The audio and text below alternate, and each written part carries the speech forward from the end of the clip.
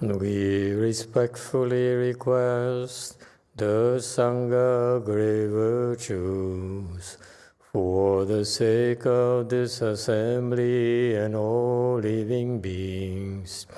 Please turn the wonderful Dharma wheel to teach and guide us how to end birth and death, leave suffering and attain bliss, and quickly realize non-birth. Cung kính đại đức tăng thịnh, vì thứ pháp hội cập nhật thiết chúng sanh, tịnh chuyên diệu pháp luân giáo đạo hạ môn, như há liêu sanh thoát tư ly cố đà lạc, tốc chứng vô sanh. Homage to the Blessed, Noble, and Perfectly Enlightened One. Nam mô Sa Đan Thủ Sư Chế Đô Ye La Hơ Đi San Miao San Pu Tô Xế. Nam mô Tạ Rạc Tha Tô Già Đà Già La Ha Đê Tam Miệu Tam Bồ Đà Tọa. The unsurpassed, profound, subtle, and wonderful Dharma in 100,000 million aeons is difficult to encounter. Now that I'm able to see and hear, I will receive and maintain it. I vow to fathom the thus come one's true and actual principles. Wu sheng sheng sheng wei miao fa bai jian wan jie nan zao yu. 我今见闻得受持，愿解如来真实义。 All Buddhas and Bodhisattvas, Great Master Qingliang, Great Master YongHua, and all good monks and nuns and all good knowing advisors of Emitofuo. 诸佛菩萨、精良大士、师父上人、各位出家人、各位善知識、弥陀佛。Chư Phật Bồ Tát kính thưa Thanh Lương Đại sư và Thượng Tọa Hóa, quý thầy cô và quý vị thiện sư thích ca Di Đà Phật. Hello everyone, today is the 26th of August 2022.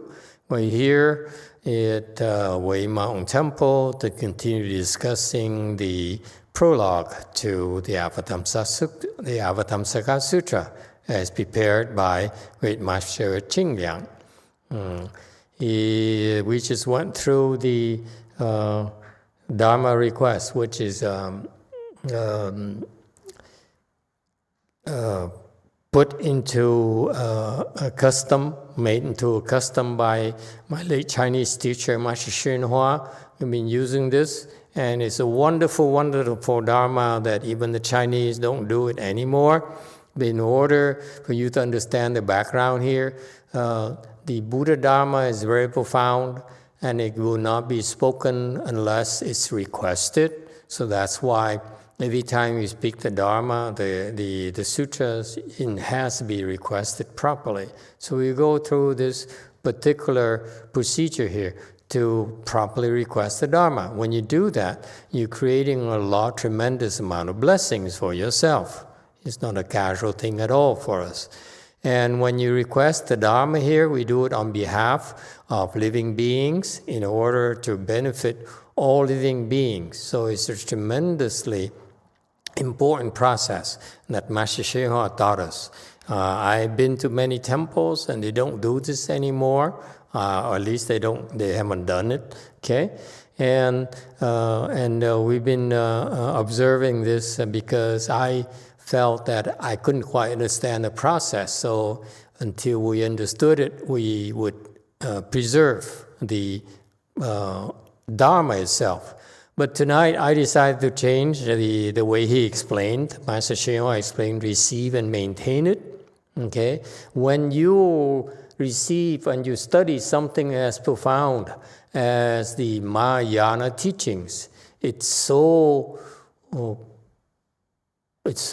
inconceivable that you need to 受持, meaning you have to receive and maintain it. To receive it actually is to, the way that Chinese, he explained, Master YongHua explained it in Chinese, it's not that clear to us.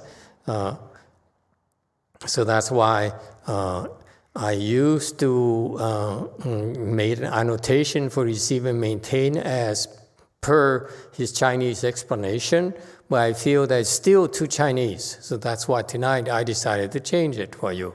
Now you're able to see and hear this wonderful Buddha Dharma, the profound Mahayana Dharma.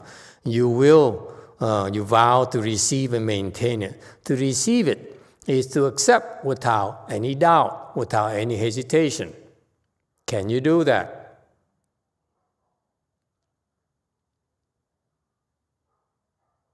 Okay, and that's the first thing. When you hear the profound teachings, you have to remember that it's very unlikely that you'll be able to understand it thoroughly. You may understand a little bit of it if you're lucky, but actually there's lots of it that you don't understand. Okay, so what you vow to do is you will receive, meaning that you accept without any doubt. You don't say, I don't know about this, I don't know about that. These are the words from the great sages, particularly the Buddhas, and Master Jingliang is most likely another Buddha as well. Okay? Or at least very close to it. So his wisdom, their wisdom are beyond ours. And therefore, we should be grateful. If you're really truly grateful, you will receive it. Okay? Meaning you accept the teaching. You don't say, what are you up to? Why? I don't get it. Okay? I think this doesn't make sense to me. Therefore, I will reserve my hold off my judgment on that. No.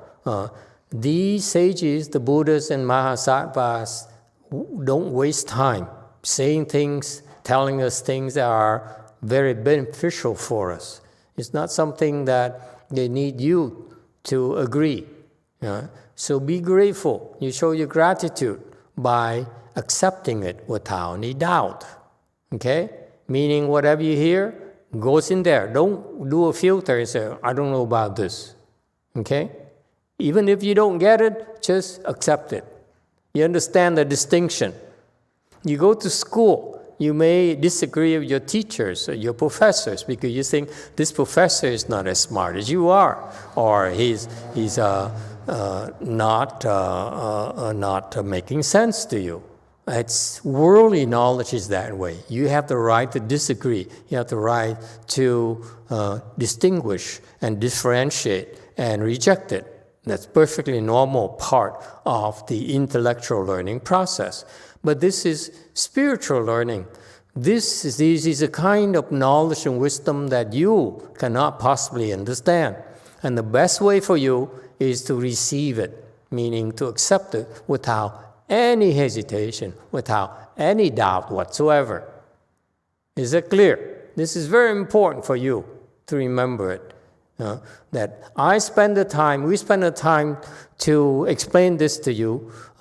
They spend the time explaining to us. Okay, we're recording this so that in the future more and more people will be able to listen to it, and hopefully they will receive and maintain it. Okay, and that's what separates the men from the boys. The men receive it. The boys have doubts. They say, I agree, I disagree. Okay? That's what receive is. That's very important. No doubt at all in your mind. And how you do it? Just don't think. Is that clear? Don't sit there and think. Oh, I don't know about this. talk about ghosts. They talk about dragons. I don't have any proof. Huh? I don't know. Okay? And that's for ordinary people, for worldly people. For us, Mahayana researchers, students, we accept without any doubt. If you doubt my words at all, okay, then you should get out. Find another place where you can receive the teaching without any doubt. I encourage you to do that. Okay? And the reason you can do that in a very simple process, just listen to it and don't think. Is that clear? You have doubts because you think. Your intellect cannot understand. That's why you have give rise to doubt and you hesitate. Okay? Don't process, just listen. Is that clear? I don't need you to sit there and try to understand. It's not the purpose of this. You just accept the teaching. Okay? And if you have any questions, feel free to ask. Okay? No one is asking you to be stupid and blindly accept everything. You just accept, and then if a question arises in your mind, ask. There's nothing wrong with asking. If you want a clarification, something you want to understand, it's perfectly normal for you to ask. Okay? But don't have any doubt. That's very important. If you ask a question and the answer doesn't satisfy you, okay, it still doesn't make sense to you, then okay, I will shelve it. I accept it and shelve it for now. That's what you do. That's what I did. Is that clear? Yes, one. Thank you, Master. There's a question regarding who are here listening to the Dharma talk. Is it true other than the visible beings like me, and there could be other invisible beings like ghosts and demons are also here? Can they hear you talking? Thank you. Of course, there's a lot of all sorts of beings here. Do not be fooled by just the physical beings that you see. Actually, for such events, actually quite a few beings are present from all over, from the heavens, from all sorts of areas of the world or of the universe who are able to come, okay? They will come. Actually, this is a rather big event, if you will, for the people in the know. They come in multitude, and they come with tremendous respect to receive and maintain the teaching. It's how big of a deal this really is. For you worldly people, humans, you say, oh, there's only a handful of people or a dozen people attending these things here, and that's all. You don't realize that you have it takes so many blessings to enable you to come to such event or listen to such contents, whereas there are plenty of living beings who are much smarter than you, much wiser than you, have higher levels and blessings than you. They come here and they appreciate these teachings, these opportunities a lot more than you realize. Okay? And actually, when this happens here, the world, this area here, the whole area here is at peace because it's like such a big deal. I know you're having a relic exhibit next in a couple of weeks in Northern California. Is a real big deal. Similar in that process where this is a very, very big deal. So the Dharma protectors will come and they will surround the way place and pacify the entire area so that people and living beings can come and attend in peace without being harassed and interrupted. It's a very, very big deal. Okay, all Buddhist disciples are taught to come attend these sessions. Okay, that's part of their cultivation. Okay, and yes, the short answer is a lot of beings present, and they are here to receive and maintain the Avatamsaka Dharma door.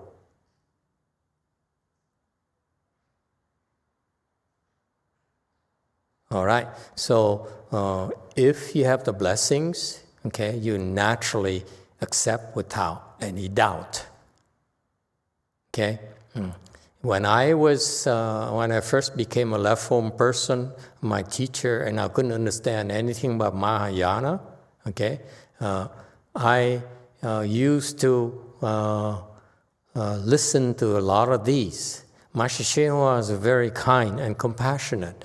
The way he explained Mahayana made it so interesting, so sensible for many of us.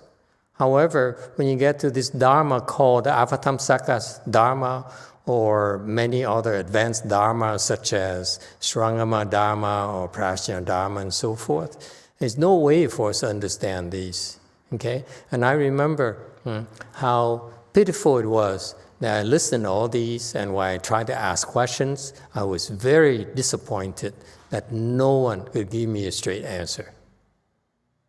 Okay? I'm extremely disappointed. To me, it's insulting.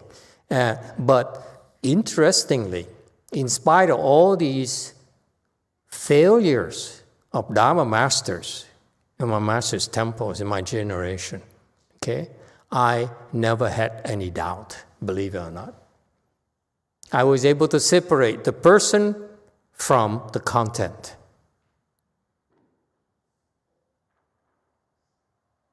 Okay, that's what you're supposed to do. I may be an idiot, but let me assure you, the content here is extremely profound. So you should receive it without any doubt.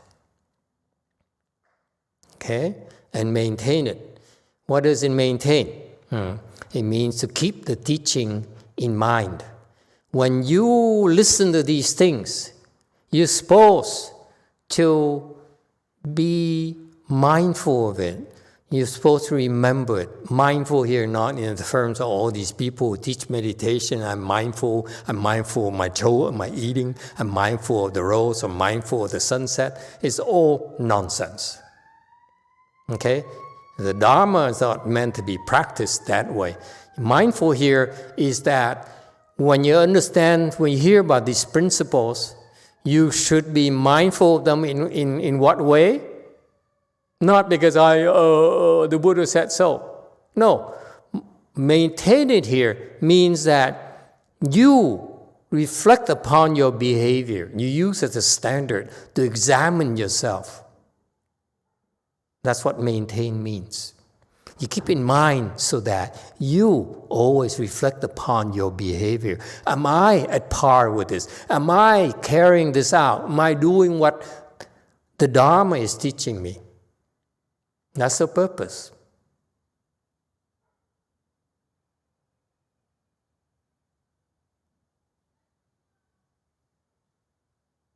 Maintain with the mind the way that Master Hsuan explained and the Chinese explained it. Oh, I maintain my mind. What does it mean? Nothing. Maintain here is you reflect upon your behavior.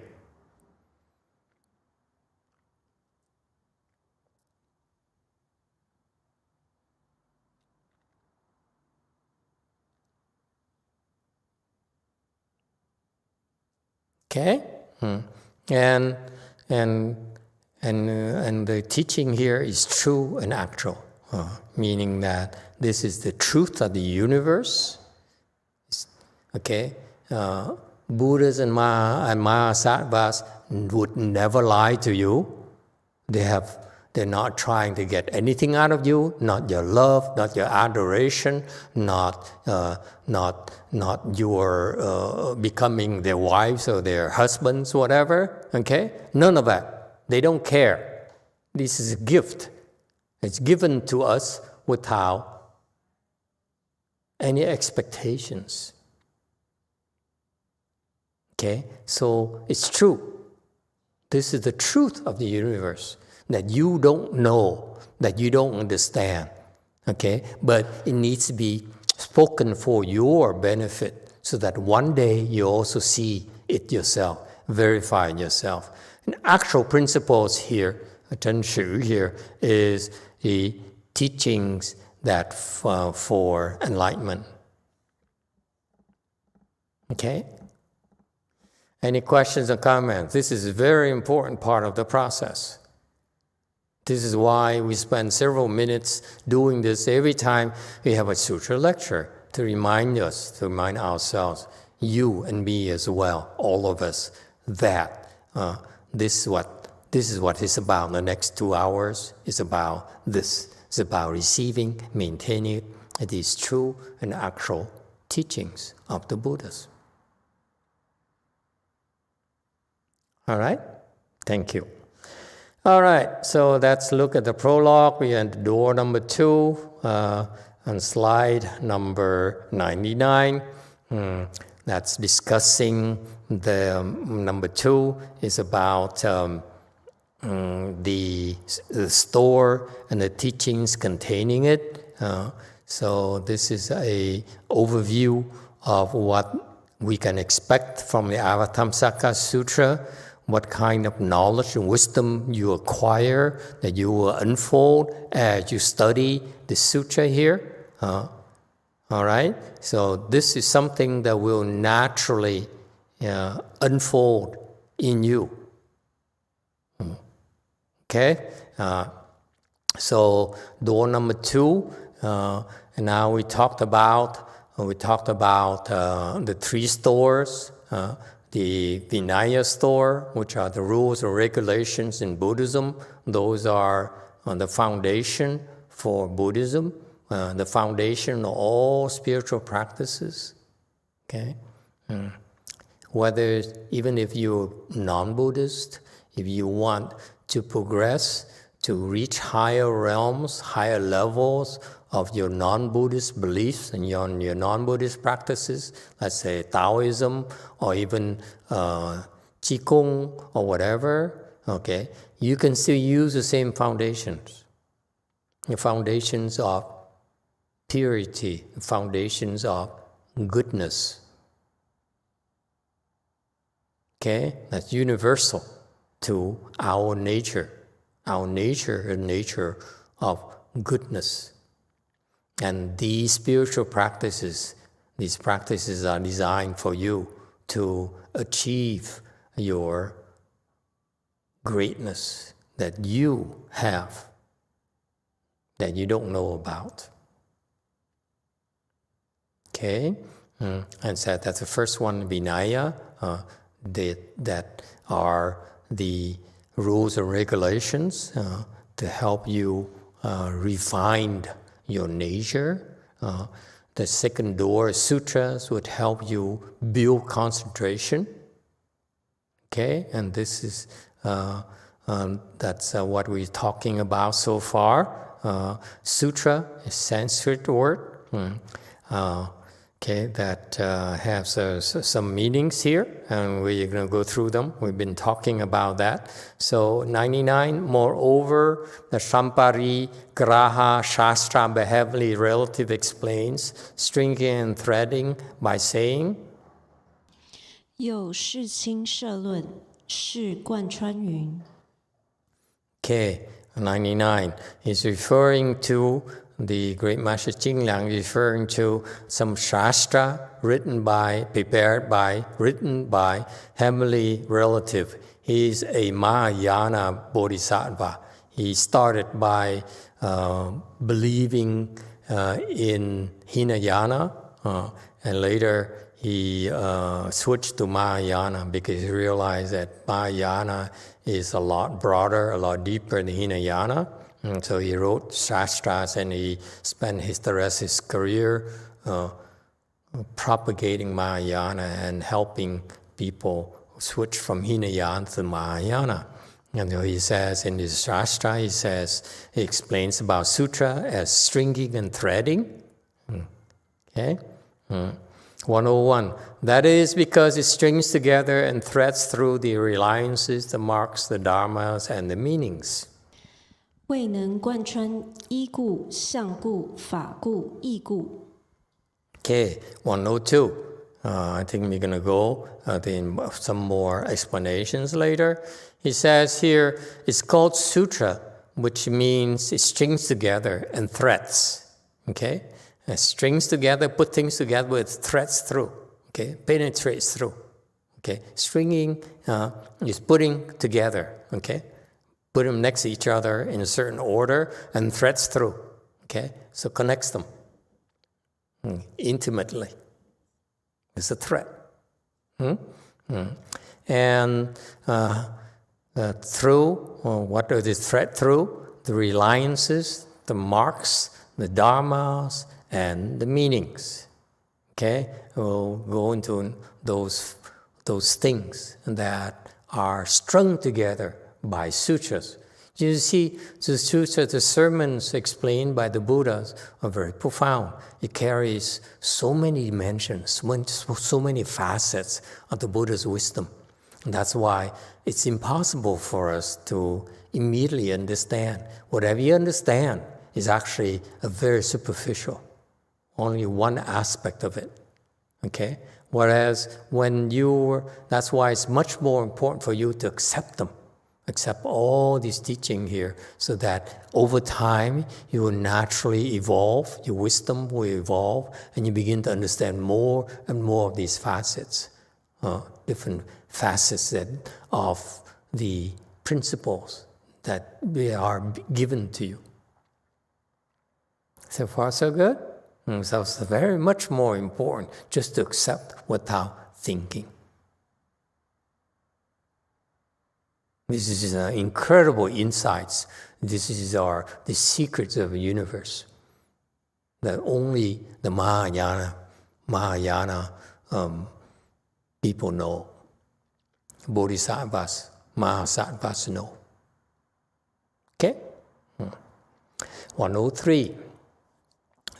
The reliance means the particular places where the particular reasons why and the particular beings for whom it was spoken. 依者为依于是处，由此为此，而有所说。 Okay, first of all, reliances. Okay, reliances refers to three things: the places, the reasons, and the beings. Okay. Why such a reliances? Okay, reliance means that this is something that living beings can depend on. Okay, how they depend? How are these dependencies manifested? They manifest in terms of a place, in terms of reason, and in terms of who is included. Okay, who can rely and what is it? Who is it designed for? So the particular places, when the sutras are spoken, okay, they have certain dependencies, need to be spoken in a certain place. For example, before I decided to lecture on the Avatamsaka Sutra, when we were at Lu Mountain Temple, a tiny, tiny temple, I said, I will not lecture the Avatamsaka Sutra at that temple because it's really not a temple at all. It's more like a house. Okay?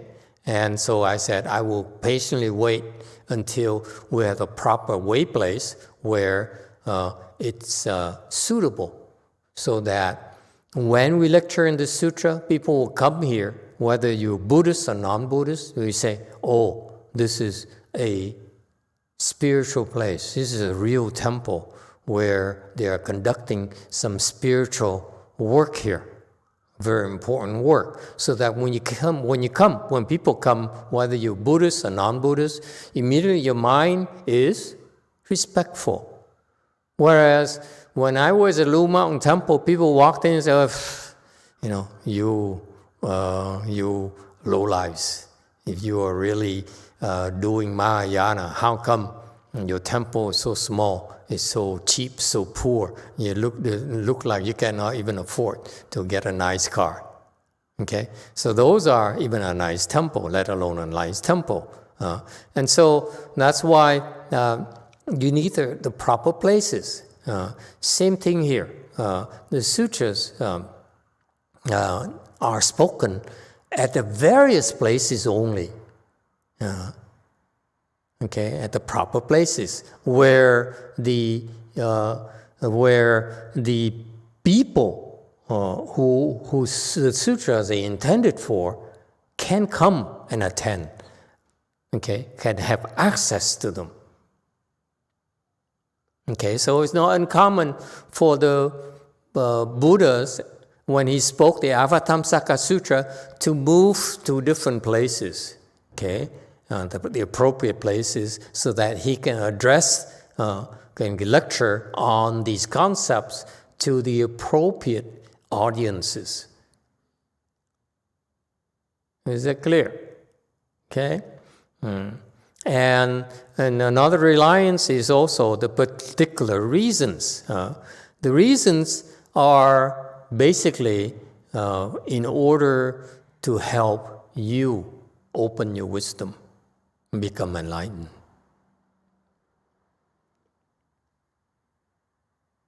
Okay? And so the depth of this sutra is such that you will experience from small enlightenment to larger and larger and larger until the ultimate enlightenment. So that's why the sutra should not be confined to only bodhisattvas. It's for all of us. Okay? So those are the reliances. We need a place, we need the proper reasons, okay? The conditions, why spoken, meaning that someone has to ask the Buddhas to lecture on this topic in order to benefit the audience at this particular place. Is that clear? Sutras are always spoken for a purpose. And today we are speaking the sutra, explaining the sutra for the similar reasons. It's not only for you alone, but it's for all living beings throughout this world and other worlds. It's a very, very big deal, trust me.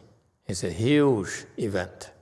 Whenever the Avatamsaka Sutra is lectured upon, it's a humongous event.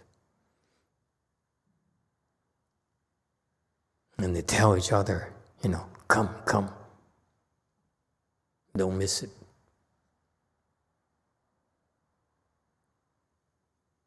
It's a real big deal. Okay, 105. The marks means marks of conventional truth and marks of truth in the supreme sense. 相者为世俗谛相、圣义谛相。 Okay, 106. Okay, when you explain sutras, okay, the sutras are designed to convey information to you. So therefore, we need to have to use conventional means of communications. Okay, and therefore, conventional truth. Conventional here means worldly truth. As we people of the world are used to the languages, used to the customs, used to the cultural differences. Okay, so this is our truth, our conventional truth. Okay, so that we, for example, in our era, our times, we chose to use English as a primary means of conveyance of this information. Okay, so the Dharma is spoken in English because of the intention of great Master YongHua. He, with the wisdom, was given the assignment to bring the Dharma from a Chinese language and bring it here so that it's available to the English-speaking world. And in particular, making sure that the wisdom from the Chinese, the Chinese wisdom is transferred into English. And that's the language. This is the language requirements for our times. It's primarily English. So he did that. Master Hsien did that. He brought the Dharma from China to the United States, taught his disciples the Dharma. He could not teach the English side, but he made sure that his disciple understood the Chinese side of it, the Chinese content of the Dharma, and they put it into English themselves. In our era, we took it a step further, meaning that we corrected the misinterpretation of his disciples, because at all levels, you're confined to, you reach a max in terms of your ability to absorb, your ability to comprehend. So in our time, in my era, the second generation, I took a step further, I'm giving you the conventional truth, using the English language to express it in a higher level than Master Hsien-Hua's disciples. And so that the Dharma, the Mahayana in English, increases in depth. So I hope in the future, your generation, future generation will add more depth to it. And that's the purpose. Right now, I don't have time. I cannot possibly find the time because my goals are different. But in the future, in English, we need to find the higher depth that I'm giving you today. So towards the end of my career, hopefully I will allow the selected ones to go into seclusion so that you can penetrate the depth of the Dharma and explain it your way. So I'm very clear in my goals and what I'm doing. Right now, I'm only explaining to you at a certain level, certain depth, But I hope that your generation will take it even further. In order to do that, you need to have higher level of samadhi than me. It's clear. And so that you can express it in the common language that people, so that that can be expressed in using the English language or Korean or Vietnamese or Chinese, even Chinese, because the Chinese, you lost the depth of the Chinese language already, unfortunately. And therefore, now you should be able to express it back into your own language, understand the depth of that. And that is critical because for us, Mahayana is no longer, in my generation, in our times, is no longer confined to English. To me, Mahayana has to be available in Chinese, in Vietnamese, and so forth. So it's up to you to make it happen. My job is interpreted for you in English. And so that it becomes our Dharma of our times, no longer Chinese. We're no longer confined by the Chinese wisdom. Was there a question? Yes, 3.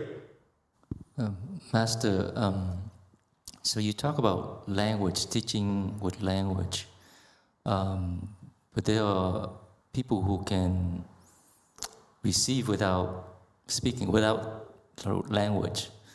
So is there a way to teach those people without talking to them?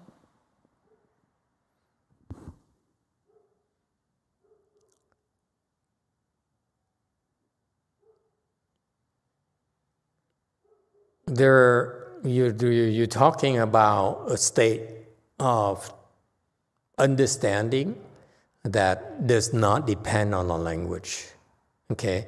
That refers to the supreme knowledge,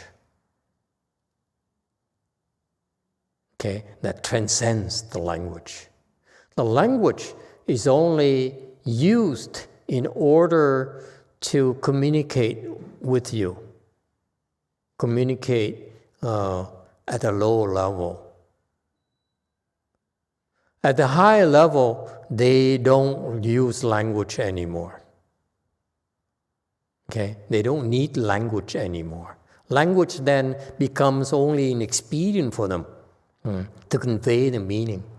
Okay? So they don't necessarily use language, but don't need to use language, but they still use language in order to add more dimensions and speed up the teaching, speed up the propagation, if you will.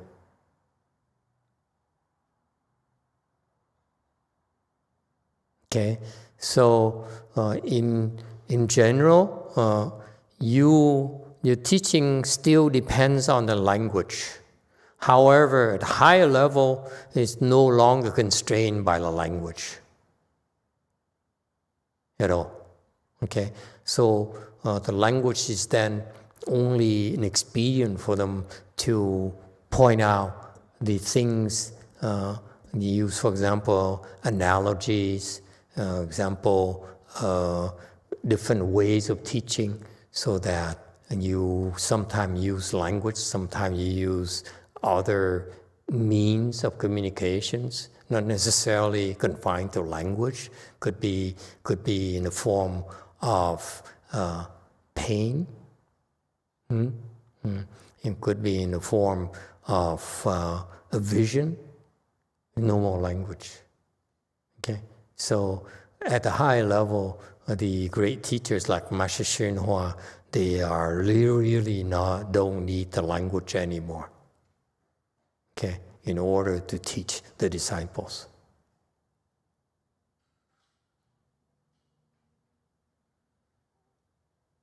Okay, but the problem with that is that when your disciples level are low, they don't get it. So when Master YongHua taught, it's all the combination of language, of verbal or non-verbal communications. Okay, verbal is conventional truth. Okay, that's what everyone can identify with, can understand. Okay, but there's also the supreme sense where it's not conveyed via the sound, via the language anymore, but conveyed by mind, for example. Okay, by simply a look. They understand. Okay?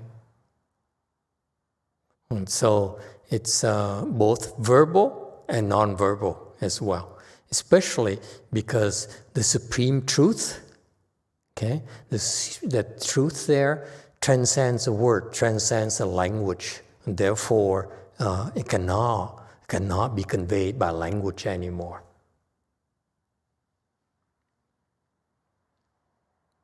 So the real teaching is actually both conventional and verbal and non-verbal. But for you, at your level, you only see it as verbal. Actually, it's a non-verbal. A lot of it's non-verbal.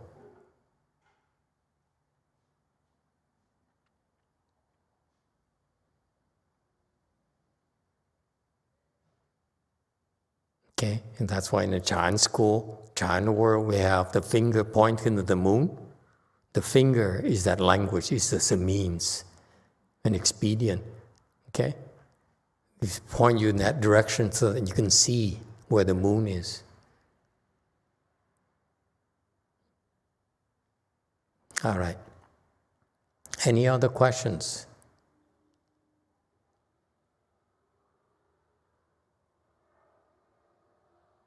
So, in summary, whatever you understand today, all of you can understand today, you ain't seen nothing yet. It's still nothing yet. It's a lot more that cannot be conveyed by the language. Okay. 107. Next reliance. The dharmas means the skandas, the realms, the places, the arisals from conditions, the truths, the kinds of eating, the still considerations, the limitless, the formless, the liberations, victorious places, the pervasive places, the Bodhi shares, and unobstructed understandings, non-strife, and so forth. 法者为蕴界处缘起地时静虑无量无色解脱胜处变处菩提分无碍解无争等。 Okay, remember, the sutras are stringing together these things. They're stringing together what? The marks, which is talking about the marks, things you can see, you can hear, okay? Also, they're stringing together the reliances, yes? So that the conditions are ripe, and the proper people are there, proper places are there. Also now, the main thing of the sutras is to teach you the important knowledge, these building blocks of Buddhist knowledge, Buddhist wisdom, if you will. You go to university, they teach you about these dharmas here.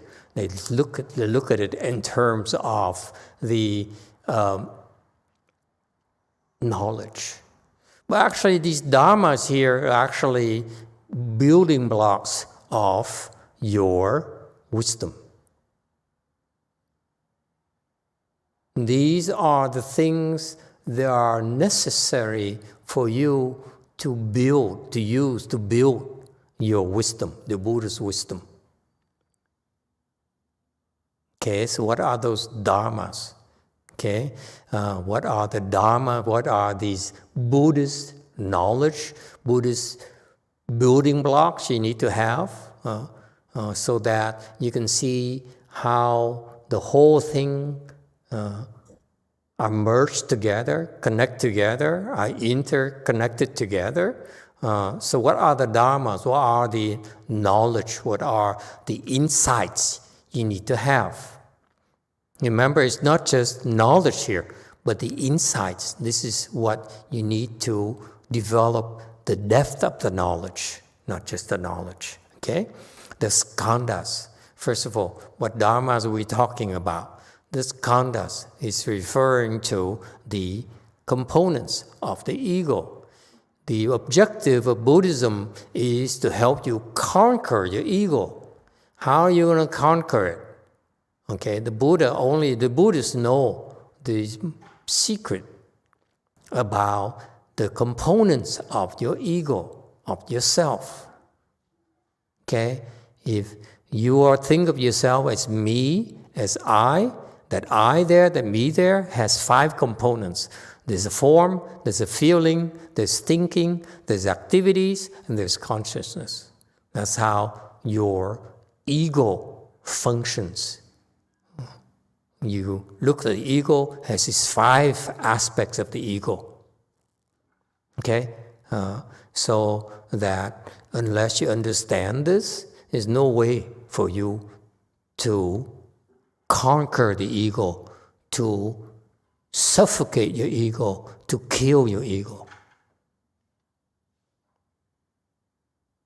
So for example, in contrast, the philosophers, the psychiatrists, the psychotherapists and so forth, when they talk about the me and the self and so forth, and they have no clues what they're talking about. In Buddhism, the ego, the me there, the you there, the I there, is actually five components to that I that make up your notion of the self, of the ego. Unless you know these 5 components, there's no way for you to kill your ego. Zilch. You have 0 chance of killing it. In Buddhism, okay, your first objective is to kill yourself. Kill your ego. Unless you kill your ego, you cannot go further than this. Your ego gets in the way. Unless we figure out a way to get it out of the way, you will not make it. You will forever be imprisoned by yourself.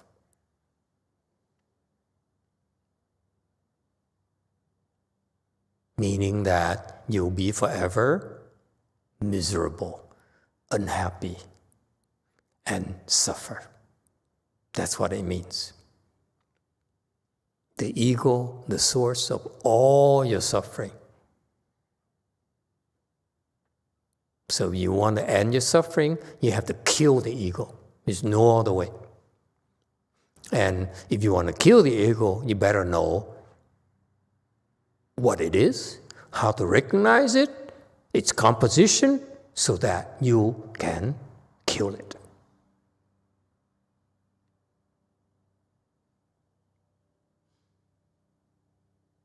Okay, so keep it simple. Okay, these concepts, please memorize this.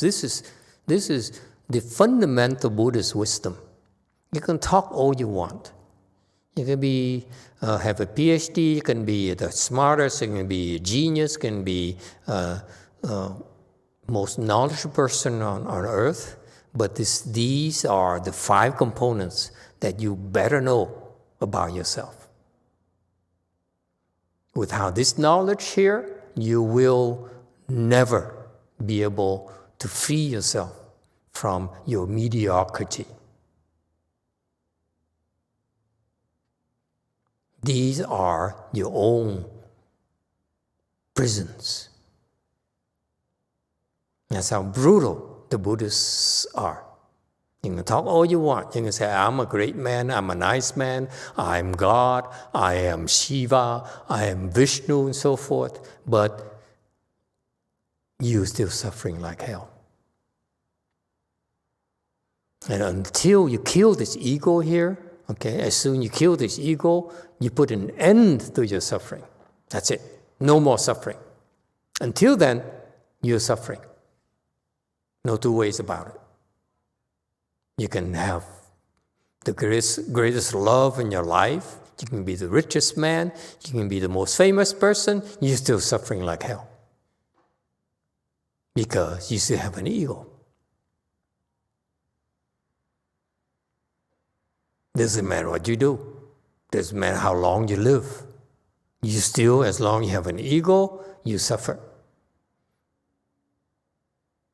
So what do you want? You want to spend your life chasing after things to please yourself? Well, what I'm telling you is that if you chase after fun and pleasure and self-indulgence, you're submitting yourself to suffering. Now and for a long, long time, until one day you wake up and say, I better kill this ego of mine. Then you remember, you learn it from Way Mountain Temple on Friday night, August the 26th, 2022, about the ego here. That you say, I believe, and I will kill it. And how do you kill it? And here's how again. It attaches, the ego attaches to form.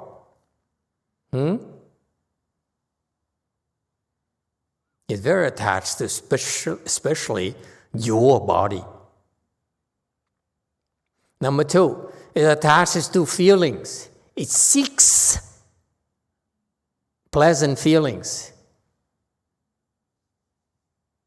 and rejects unpleasant feelings. Sound familiar? Yeah?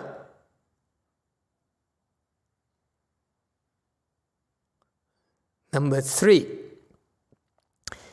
it thinks, it likes to think. Mental processing. It thinks of everything as logical. Sounds familiar? Huh? You went to school, you went to get a bachelor's from U of Toronto, in order to learn to think.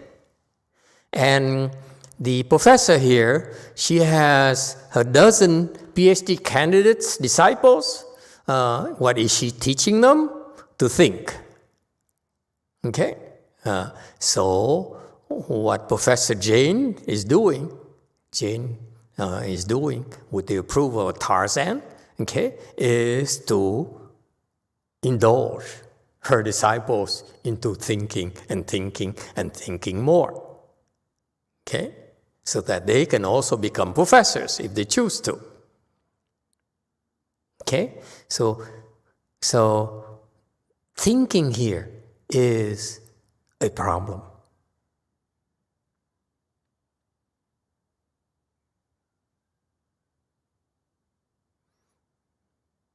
Number 4, activities.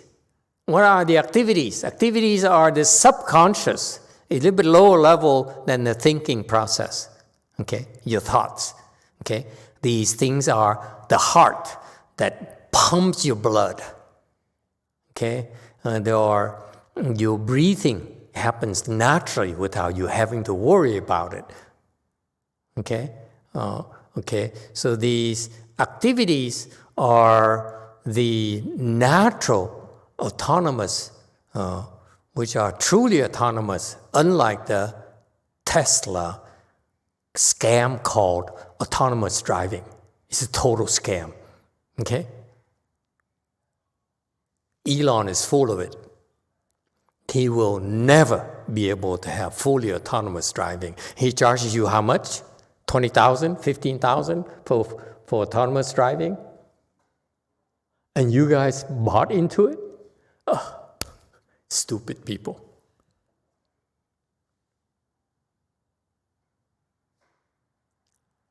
Okay?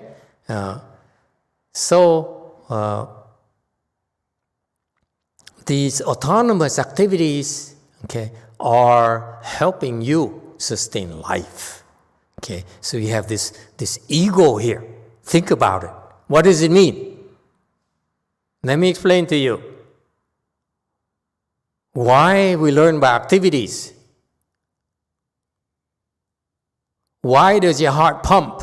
Boom, boom, boom, boom. Huh? Why? Why? Why do you breathe? Why? No one explained this to you before. Not to the Chinese, especially Chinese people. I dare you to go back to your Chinese teachings and ask, and no Chinese person before, or Korean person, ever dare ask this question before. Why? Why are the activities? Why are activities part of my ego? Yes. Number 2. Why? Because we want to be alive, we want to understand. Because we are afraid to die. Have you thought about it? Huh? You keep on pumping your blood because if you don't pump, if your heart doesn't function, you die, man. Huh?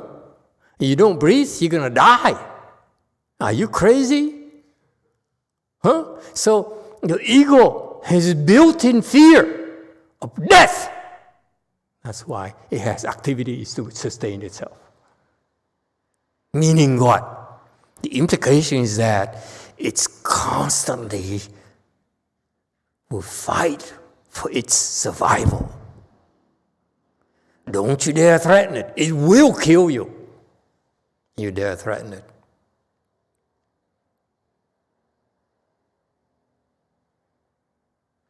That's what makes Professor Jane, Professor Jane. You dare threaten her, she will kill you. Yes, 8. From Alex, when I am suffering, it's easy to use things that take me away from purity to get the feeling of relief. It's never worth it. How do I get that same sense of relief from seeking refuge in the Buddha? Stop thinking. He's processing too much. This guy, everything he thinks it doesn't make sense to me. What do I need to do now? Okay? Stop thinking. Just do it. Endure it. Okay? Don't reject the suffering right now. It's necessary for you to suffer until you can put an end to suffering. The way to put an end to suffering is to suffer more than your ego is willing to suffer. That's the secret. So stop trying so hard to not suffer. To do what you're told. Yes, 1. Thank you, Master. Sometimes when a person is in samadhi and she will stop breathing, does that imply that's the time the ego, I'm not being controlled by the ego? That's the time when the ego loosens its grip on you, loses its grip on you. Thank you. Because it's no longer thinking, it's no longer feelings, no longer worried about its body, less afraid to die. Okay? That's why.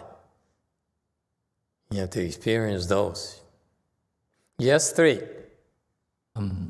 Master, what happened to an ego that eventually drive you to be sick or ill to a point you're almost dying? Would the ego know that it's going to kill itself? Would it know to leave you alone or move away? No, it will still struggle to live longer. A sick person still does want to die. He will fight for survival until the last moment. We never stop fighting for it.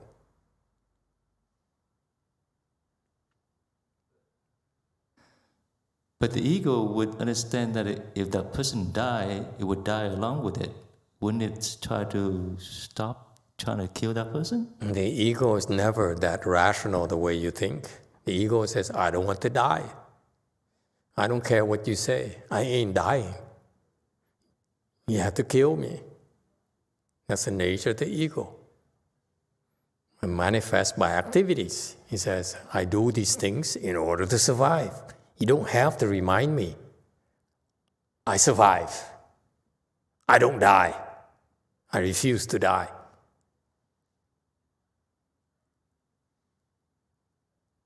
It's built in. That's what's fascinating about it. It's automatic. That's the message. It automatically does things to survive. That's the nature of the ego. Whatever it takes to survive, it'll do it. It'll lie to you. It will love you to death. It will, be generous. It will love Buddha, will love God, will love anything. Whatever it takes in order for the ego to survive. That's how great the ego is. That's why you cannot pin it down. It's not possible to pin it down.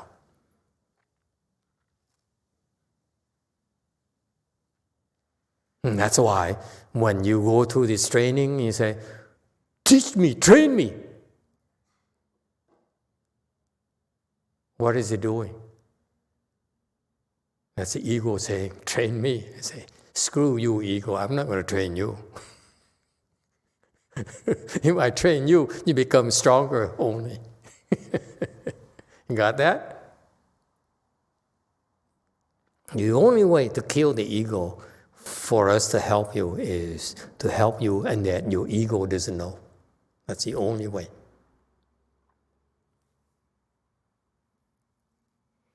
And Cheng says, why is it so difficult? Why is it so simple? Can I just write a check? Or can I just make a donation here and there? Or do I cook something? Or do I cut off an arm or something? You cut off an arm is still not enough. You have to cut the other arm. And then the legs. And the eyes. Yeah. Because the ego, it's so slippery. You cannot confront it. No one can confront it. That's why the only way to kill the ego is by surprise it. If it knows, you will not be able to do it. See? You can try all you want. You can kill it, bang, and he'll come right back.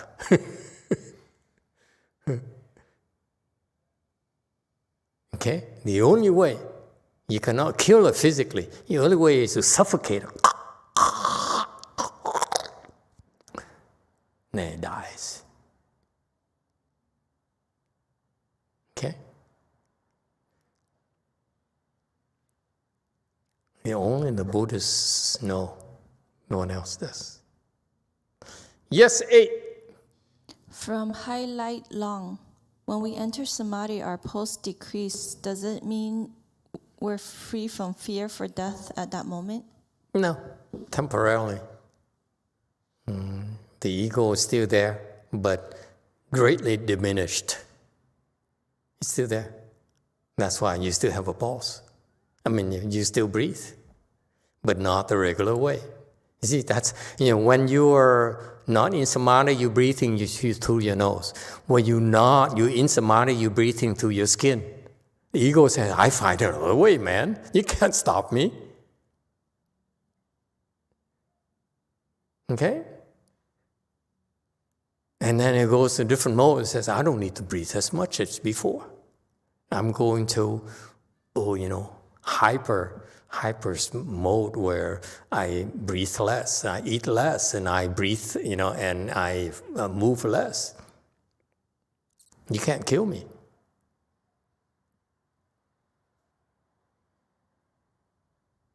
And that's how great your ego is. It adapts.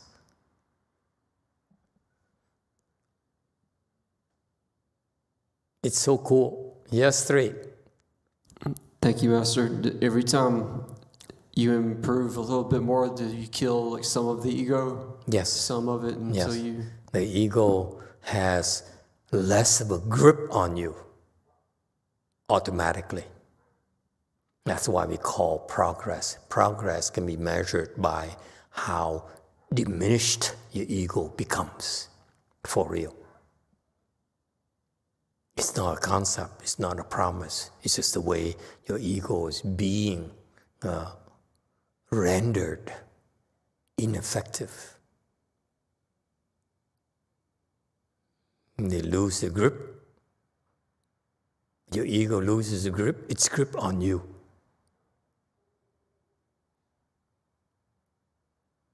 Okay? Anyone else?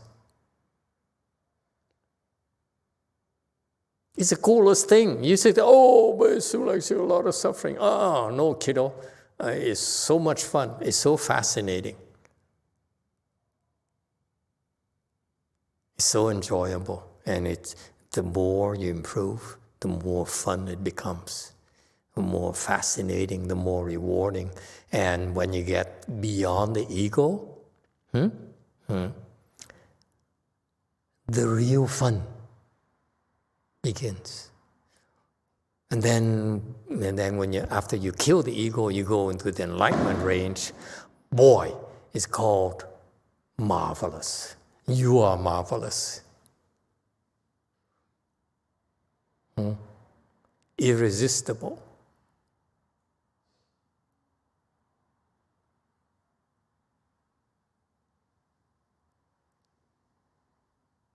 Yeah? And that's called the middle way.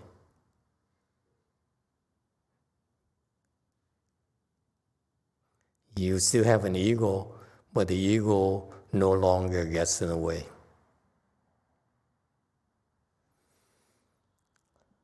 Finally, the fifth component is consciousness.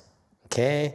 The awareness of the cold, of the heat, of people liking you or disliking you. That consciousness. Just that low-level awareness that doesn't need to think. See, he thinks because he's trained to think. Okay? He's paid to think. Awareness doesn't require mental processing. You're aware. You're aware of presence. You're aware of energy and so forth. Yes, was there a question? 8.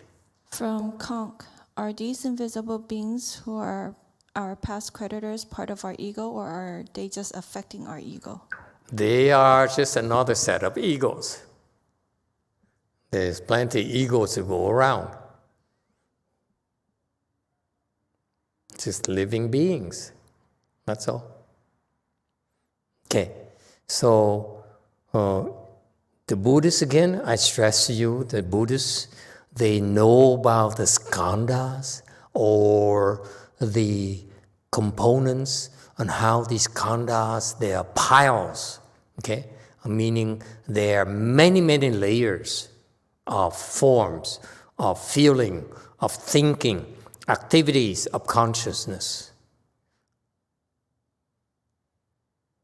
Okay? So that's why it's called skandas, because they're piles, they're heaps.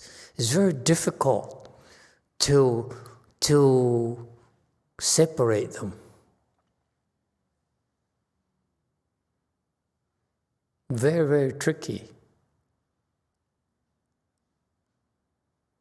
Okay? So that's why the Buddhists, this is why if you want to get rid of the ego, your good no advisor, there's a process you need to go through in order for that to happen. Because if they explain to you, we say, hey, you know what, today, let's work on your ego, and let's do this, okay? The ego then morphs into something else, so that you fix that problem, but then you create another problem. That's why the ego can never be told. Because remember, the ego will morph, will transform itself to stay alive. You have to fool your ego. You have to corner the ego, okay? And just remember how difficult it is to corner your partner, your husband, your wife, anyone, your girlfriend. Virtually impossible to corner them. I speak from experience. Yeah? Impossible to corner you. You have so many excuses. Sounds familiar?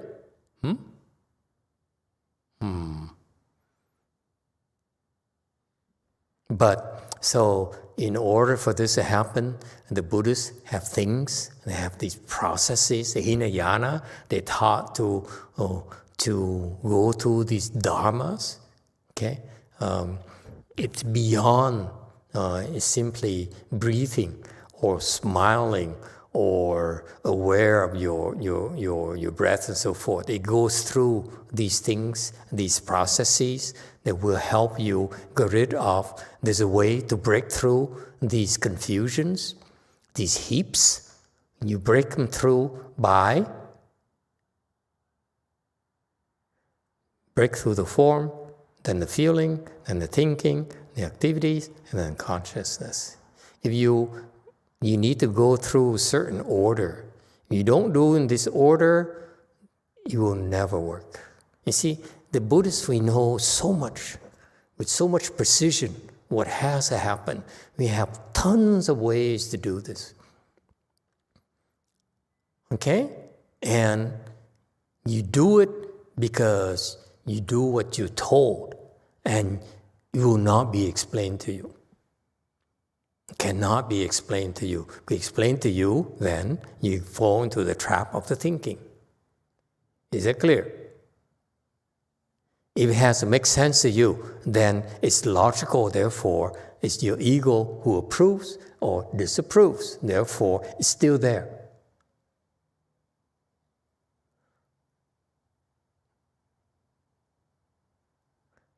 Conk, go ahead.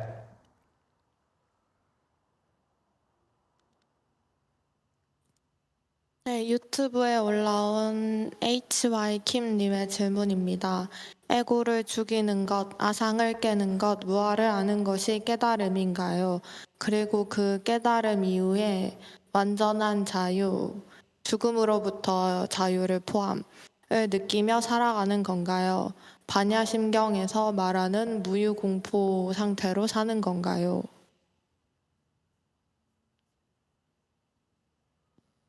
Killing ego, breaking ego, and knowing the no self, are they enlightenment?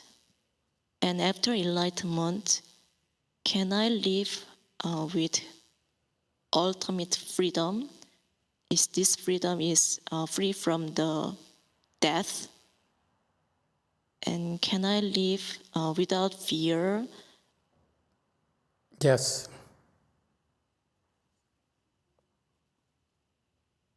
What else you want to know?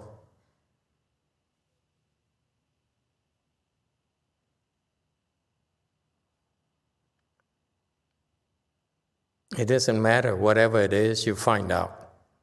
But you always ask the wrong questions, these people. And you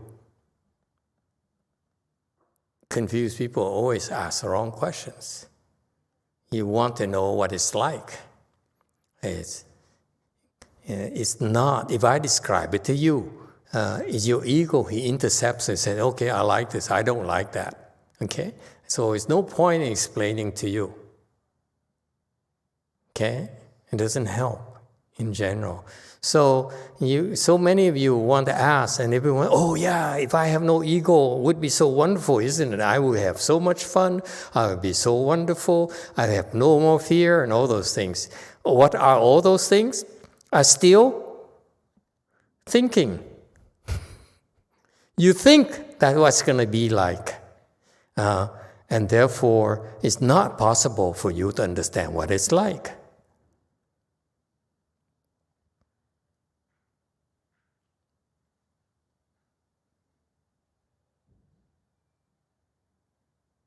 So, for the novices, for the left-home people, I try to teach them this thing. It's called, it's not what you think. Then no one believes me. They say, but I disagree. It doesn't make sense to me. It's not what you think. They still don't get it. Okay?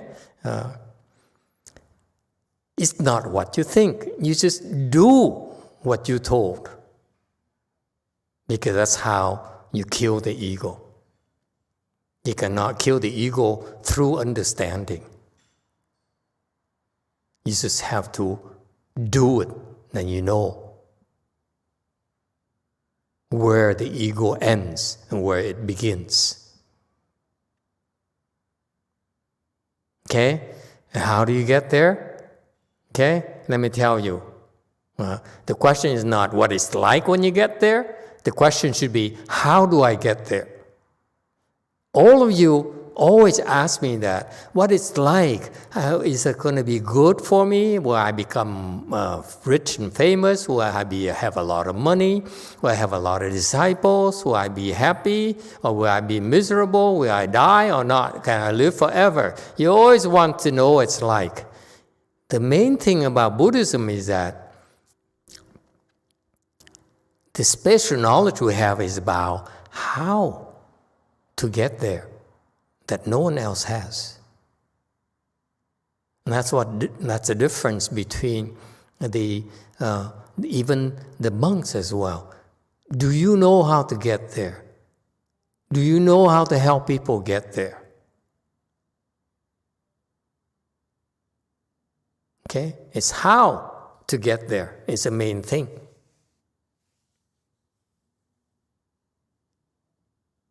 Okay? And what is one way to get there? Okay, one requirement to get there. Would you like to know? No, you don't want to know, do you? You'd rather know what it's like to be there, what it's like to have no ego. Will I be happy finally? Truly, truly happy.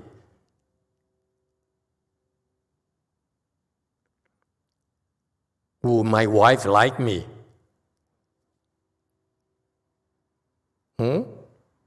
What is the requirement for you to get there?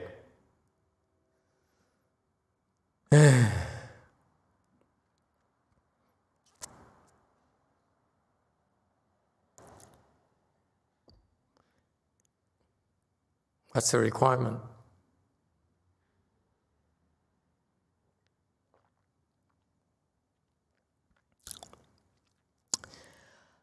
Straight mind.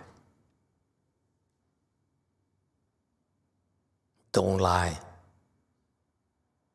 Every time you lie, your ego becomes stronger.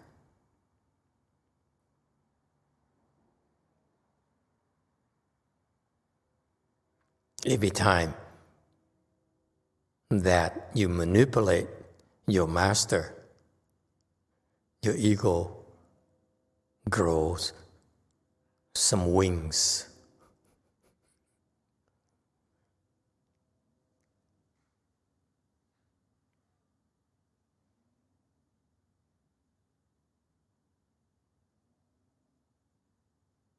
Be straightforward. Don't lie. You have to lie, shut up.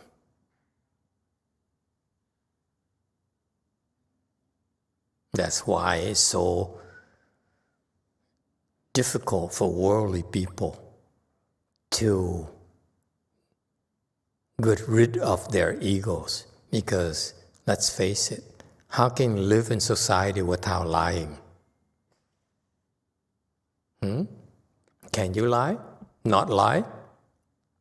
At home? Your wife asks you, honey, do you love me? Oh, of course I love you to death. You better say that.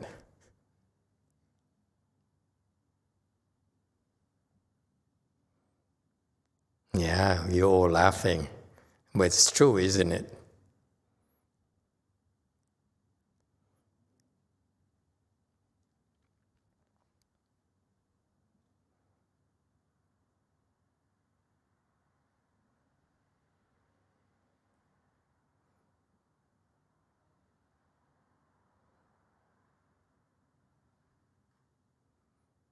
So what to do?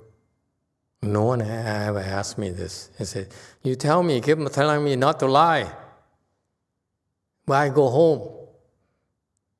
I see my husband. How can I not lie to my husband and have a happy marriage? Anyone?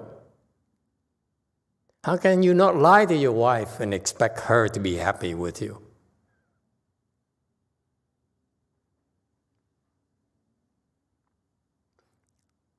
How can you not lie to God and expect Him to like you?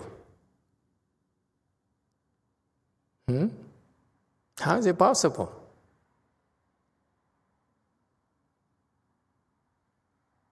Yes, sir. There is a question. How do you know if it's your ego or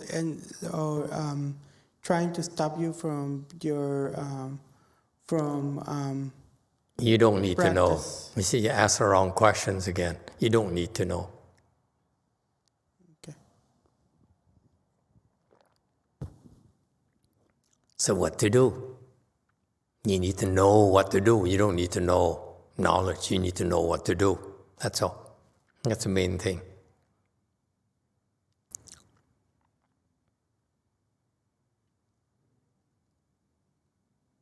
Yeah? So how do you not lie?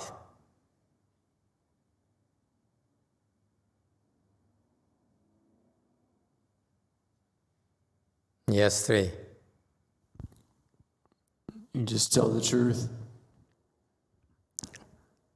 Are you single or married? Single. You keep it up, you never get married. Unless I find somebody weird enough that doesn't lie to. Then she lied to you. You don't lie to her, but she will lie to you. Is that how you want it?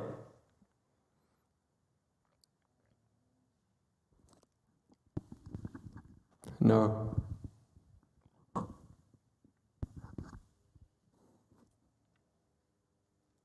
You really believe that two people can stay together without lying to each other?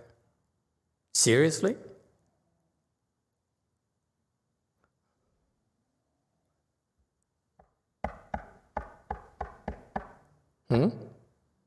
Why do you have to lie? Let's be honest. I know no one wants to talk about this. Why do you have to lie?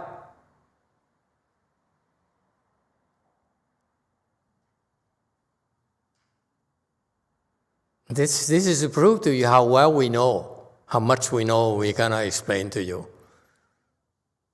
Why do you have to lie? Huh?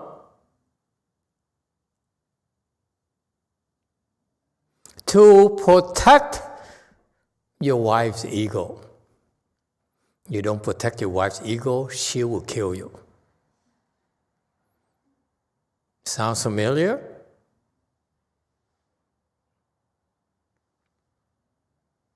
So the truth is that man has the life. Not funny, huh? Yes, 8. From Beatrix, we lie to keep some peace, to not hurt others' feelings. Yeah, to protect the other's ego. If you hurt the other ego, what's going to happen? You hear from her lawyer. That's what's going to happen.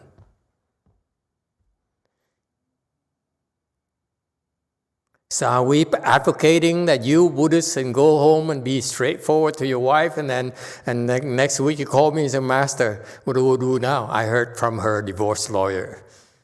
What's next? I've been doing what you told me to do.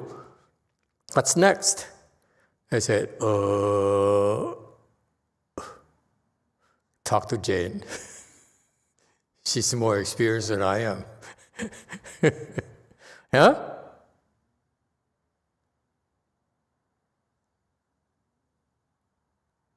What kind of Buddhism is that? You go home and we tell you, don't lie. You go home and say, honey, I just learned something important today. I will not lie to you anymore. He said, seriously? Are you the same man I married years ago? Huh? The man I fell in love with, he used to tell me so many wonderful lies. No, that's what made me fall in love with you. Yes, 6.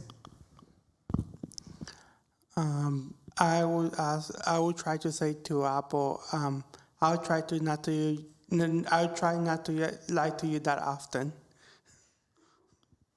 That's a horrible thing. It's probably another lie.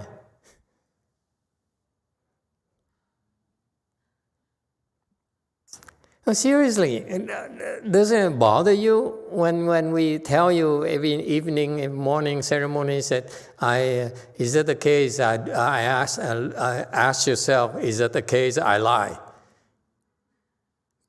and you can add to my wife, to my husband, to my girlfriend, to my boyfriend, to my best friends. Huh? Is that the case? I don't lie. Huh? You are all hypocrites. You read it and then you say, oh, no, this, we're not going to talk about this, okay? We're Buddhists. And there is the ceremony, but then it's reality.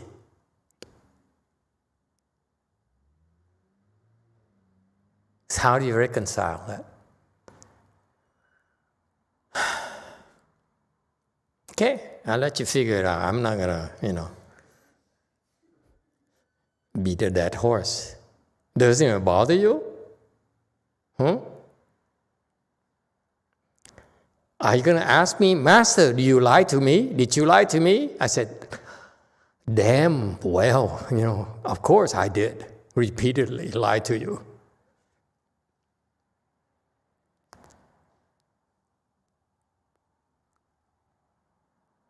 You shocked? Seriously? 3. Would you be offended if I lied to you? No, I would not, because you have wisdom and you choose to do the right thing. This guy believe anything. He said, Master says so, it must be okay. Yeah, did you have a question? Yes. In the case of your wife knowing that you have a precept, knowing that you take the precept of lying, yeah, and you actually lie and she catch it, yeah, and now she gonna slander that precept or saying something really negative about. It's repentable. That lie is repentable. That's why you still have wiggle room. Repentable for her, you mean, when she slandered? When you says, am I pretty? Oh yeah, you are so beautiful. It's automatic.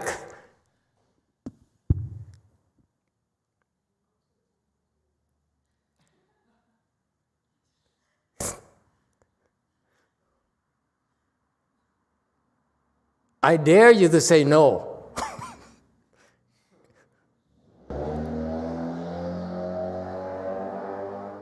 If you say no, then I don't want you as a disciple. Because you won't last very long anyway. Yes, sir. 6. So my question would be, what kind of transgressions is not repentable, or like is a major offense of a It's a lie? Buddhist thing, don't worry. We have a lot of ways. We have a lot more wiggle room than you think. Okay? And that's why I try to teach you something called French Wei Yang. French people lie through their teeth to their wives. And girlfriends, and boyfriends, and husbands. There's some wisdom in there. Think about it.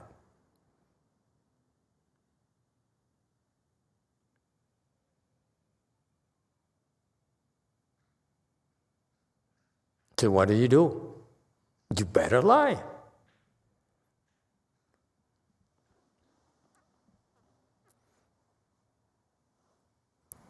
Yes, 3. So you're saying that we should do it and it's repentable. And yes. And what if we keep on repeating it and, keep on repenting. Repenting? Yeah. That's what we called incurable diseases. Job security. So that's why I when I first started, some of the monks I know would have a monthly repentance or weekly repentance.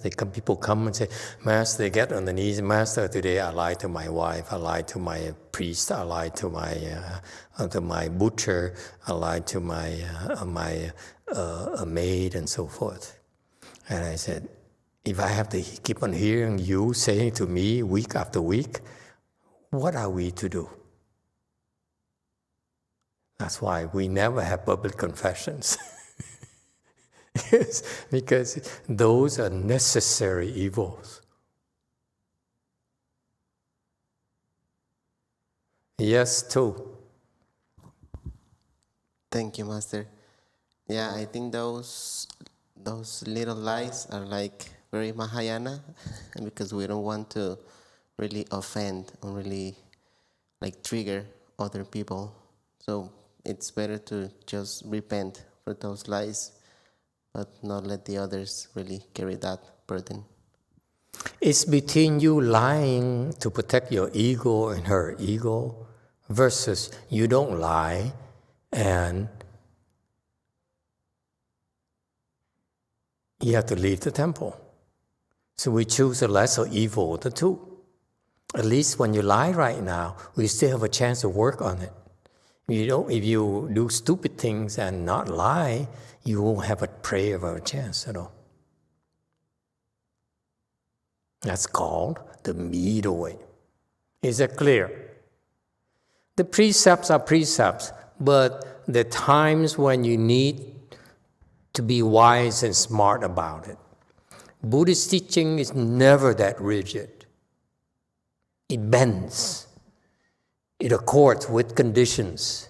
If you depend on your wife, you better lie to her. You depend on your boss, you better lie to her.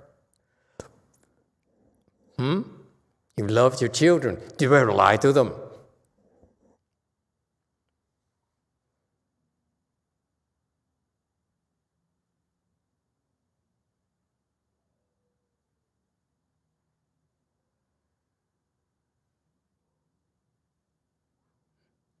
It's probably the first time that a monk would tell you it's okay to lie. Big picture. Buddhist teaching is never that rigid.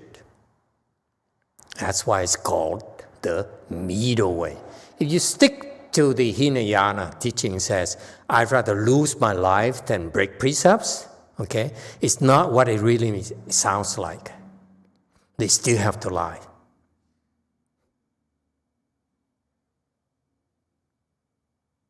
What they're referring to is the unrepentable part of the precept. They'd rather die than break. But the other part, you still can lie. Is it clear? It's not that rigid the way you think. It's not what you think. Okay? This is a temporary expedient that for you to use so that we have more time and a chance to work on your ego. Because if you don't lie to your wife, let's say, and she's upset at you, life will be hell for you. Forget about cultivation. Agree or disagree? So sometimes it helps to lie for the sake of an expedient. So the question is, you have to learn to lie in moderation, okay? Number one. Number two, okay? How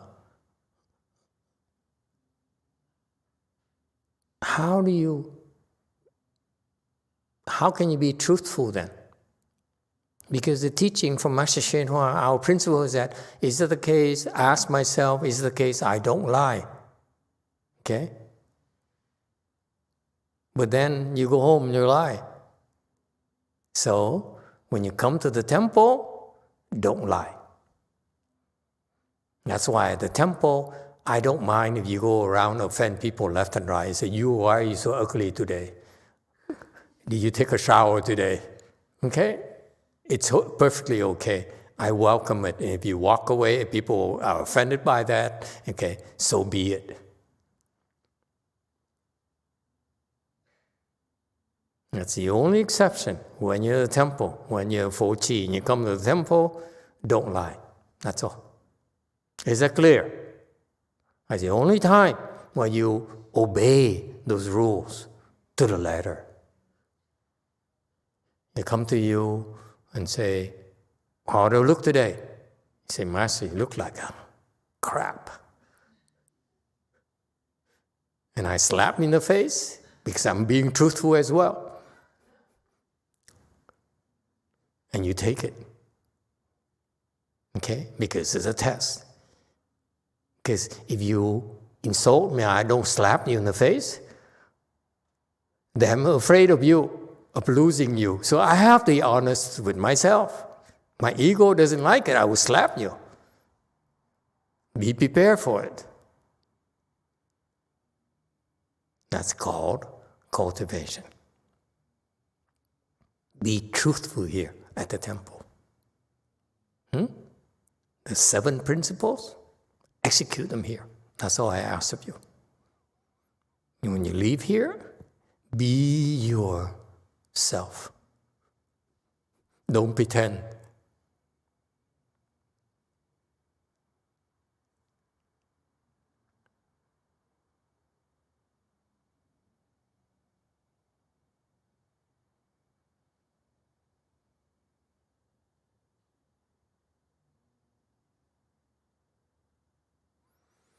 Questions, comments?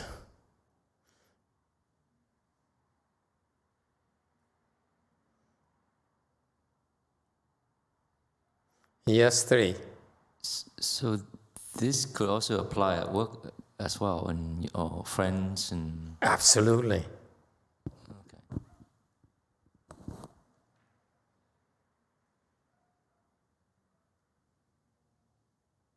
The Dharma is flexible. It's not meant to be rigid.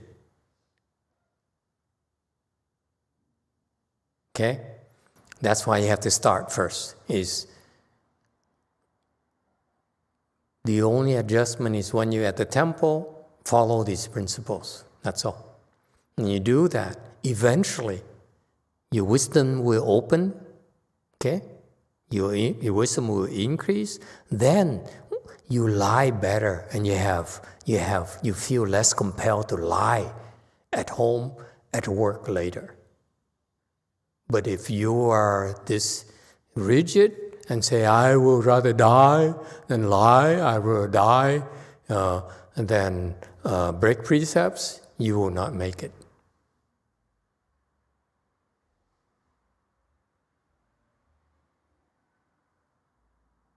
In contrast, now you see the difference between you versus the left-home people. Left-home people are 24 hours here at the temple, so they're not supposed to lie. They're not supposed to kiss your asses. They're not supposed to impress you.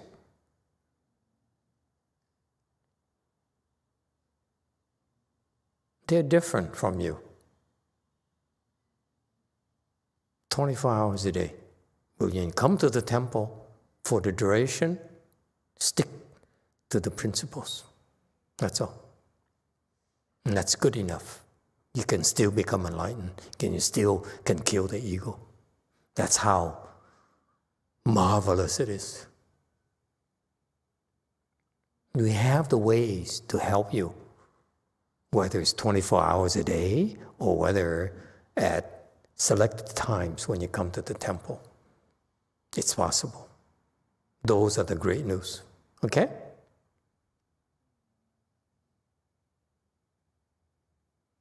There are ways to do it, but you don't need to understand.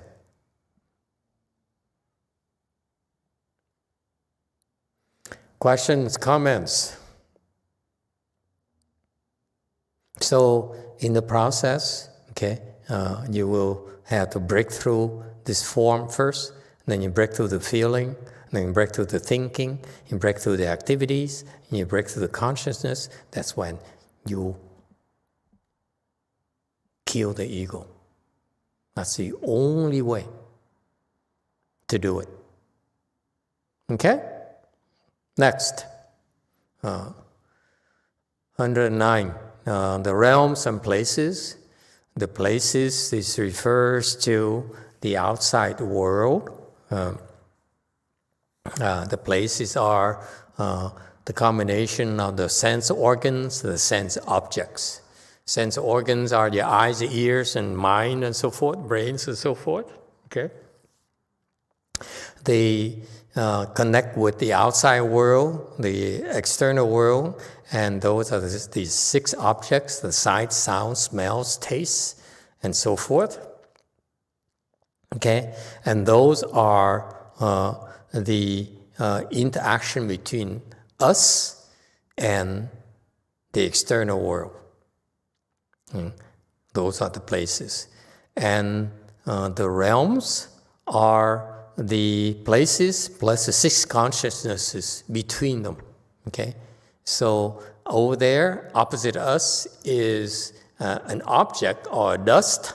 Okay, then between us and the dust is a consciousness. Okay, the connection, the ear consciousness, the eye consciousness, and so forth.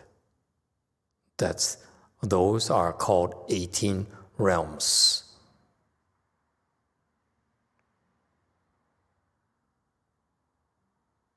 Okay, in particular, the objects are also called dusts because they are, when you look at a form, we hear a sound, let's say music, okay, they are dust to you because they are like dust that will cover up your wisdom.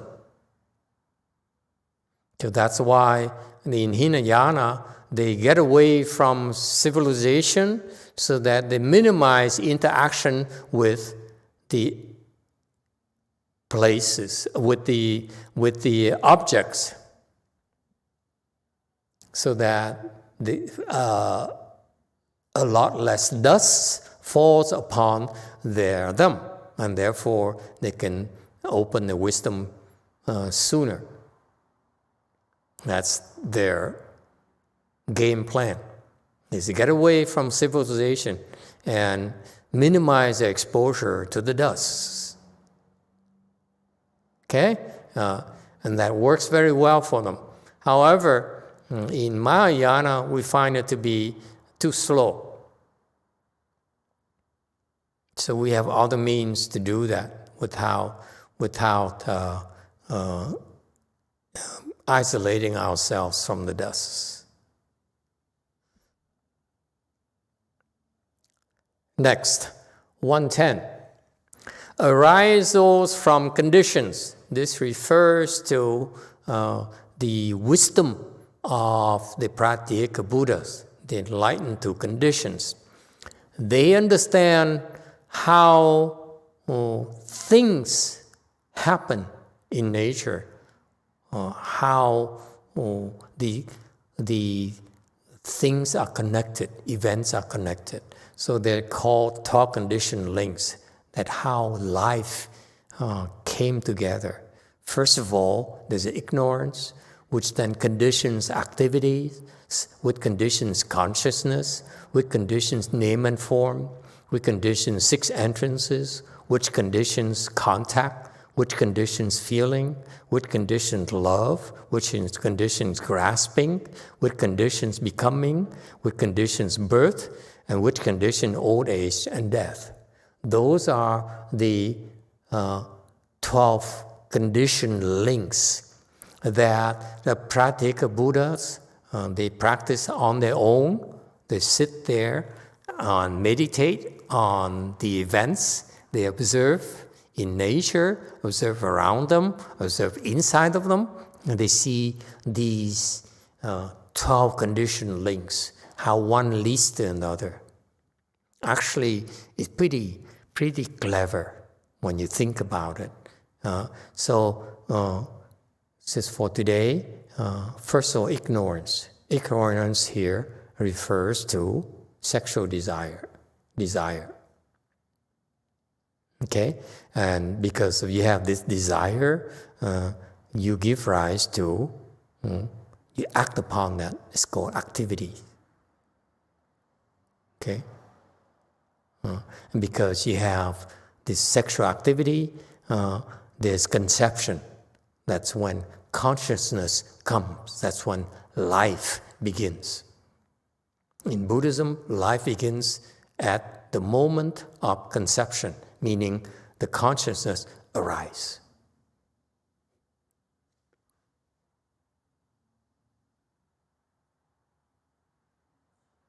Life begins at that very moment.